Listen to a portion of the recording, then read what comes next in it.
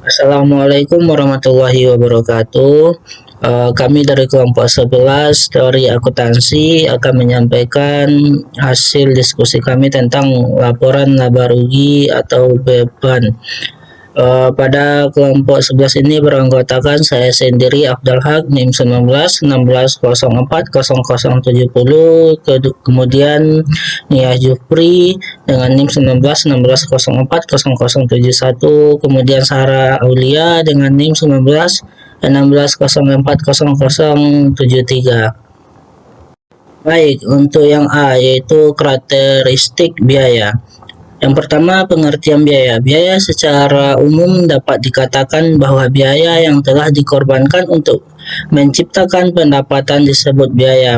Sedangkan menurut FISB tahun 1980 mendefinisikan biaya adalah arus keluar atau outflows atau penggunaan aset atau timbulnya hutang atau kombinasi keduanya selama satu periode dari penjualan ataupun produksi barang atau pemberian jasa kinerja kegiatan lainnya yang merupakan kegiatan utama.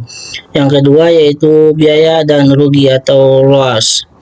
Berdasarkan pengertian biaya di atas dapat dikatakan bahwa hanya biaya yang benar-benar dikorbankan untuk menghasilkan pendapatan. Penggunaan aset atau pengurangan biaya aset yang tidak terkait dengan proses perolehan pendapatan harus dikualifikasi sebagai kerugian. Kerugian harus disajikan secara terpisah dari biaya. Koreksi jumlah biaya periode lalu tidak dapat diperlukan sebagai kerugian. Koreksi tersebut harus klasifikasi secara terpisah sebagai koreksi kesalahan periode sebelumnya. Selanjutnya poin B, pengukuran dan pengakuan biaya. Yang pertama yaitu pengukuran biaya. Sejalan dengan penilaian aset, biaya dapat diukur berdasarkan jumlah rupiah yang digunakan untuk penilaian aset dan hutang.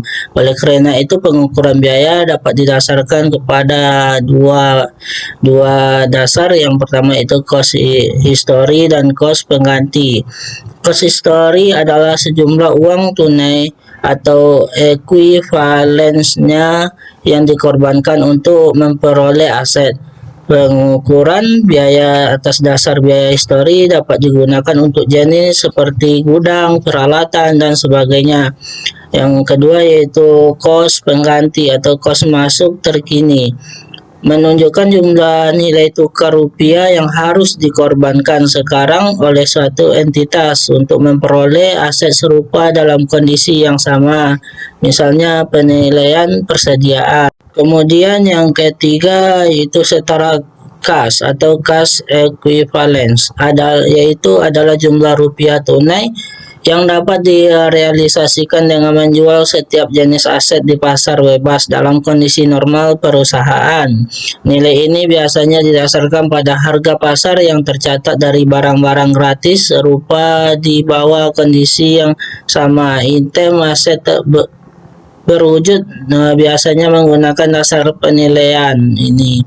Yang kedua yaitu pengakuan biaya. Pengenalan biaya pada dasarnya biaya memiliki dua posisi penting, yaitu yang pertama sebagai aset atau potensi jasa, kedua itu sebagai beban pendapatan atau biaya.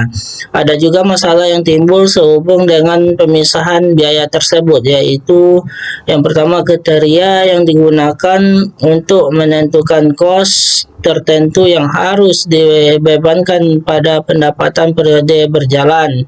Yang kedua yaitu kriteria yang digunakan untuk menentukan suatu cost tertentu adalah dengan memperbaiki bebannya.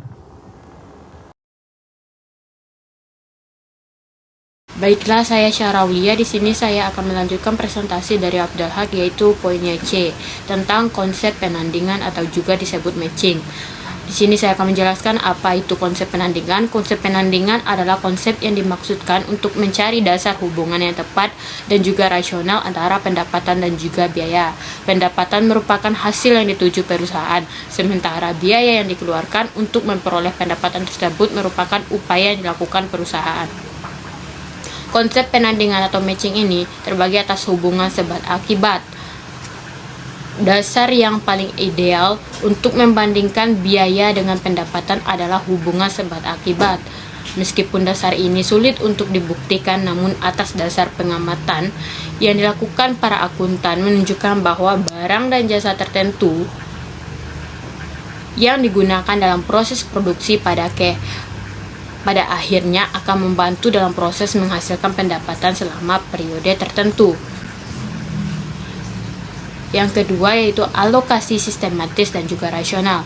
Alokasi sistematik dan rasional sering disebut juga dengan dasar penandingan periodik atau period matching atau penandingan tidak langsung indirect matching. Alokasi sistematik dan rasional dapat digunakan sebagai dasar penandingan apabila dasar penandingan hubungan sebab akibat tidak dapat dilakukan. Sedangkan yang ketiga yaitu pembebanan segera atau immediate recognition. Apabila tidak ada alasan yang kuat untuk membebankan kos atas dasar hubungan sebab akibat ataupun alokasi sistematis dan juga rasional, maka kos langsung dapat dibebankan pada periode terjadinya. Dalam statement VASB nomor 2 yaitu Accounting for Research and Development Cost disebutkan bahwa dasar penandingan hubungan sebab akibat dan alokasi sistematis tidak dapat diterapkan untuk kos penelitian dan juga pengembangan. Poin yang D yaitu tentang kritik terhadap konsep penandingan. Konsep penandingan merupakan salah satu konsep yang digunakan dalam kerangka akuntansi konvensional yang menandingkan biaya dengan pendapatan, sama halnya dengan menandingkan upaya dan juga hasil. Kritik terhadap konsep penandingan terdiri atas bukti yang objektif. Konsep penandingan memerlukan pertimbangan yang tepat dalam menentukan besarnya kos yang akan dibebankan pada periode sekarang atau masa yang mendatang. Dalam pengakuan pendapatan, bukti objektif merupakan syarat utama yang harus dipenuhi. Yang kedua, yaitu evaluasi terhadap konsep matching. Hubungan sebab akibat merupakan tahap terbaik untuk menandingkan biaya dengan pendapatan. Meskipun prosedur ini rasional, tetapi sulit diterapkan dalam praktik. Alasannya yaitu terletak pada konsep cost attached yang merupakan pendukung utama hubungan sebab akibat.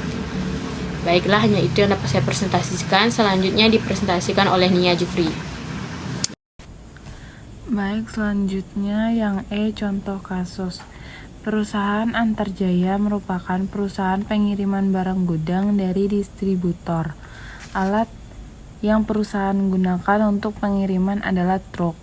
Pada tahun ini mereka menambah satu buah truk seharga 512 juta. Dengan perkiraan biaya penyusutan sebesar 85 juta per tahun. Dapat diklasifikasikan bahwa biaya yang perusahaan Antarjaya keluarkan yaitu untuk truk karena mengurangi modal dan perusahaan gunakan lebih dari satu periode. Lebih lengkapnya, biaya yang perusahaan keluarkan yaitu klasifikasi beban meliputi beban penyusutan truk dan beban perawatan truk dan beban bahan bakar minyak.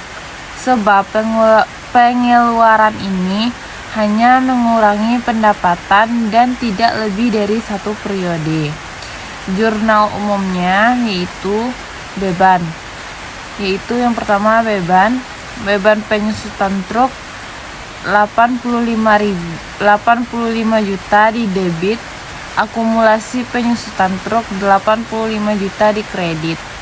Biayanya truk atau aset 512 juta di debit dan kas 512 juta di kredit.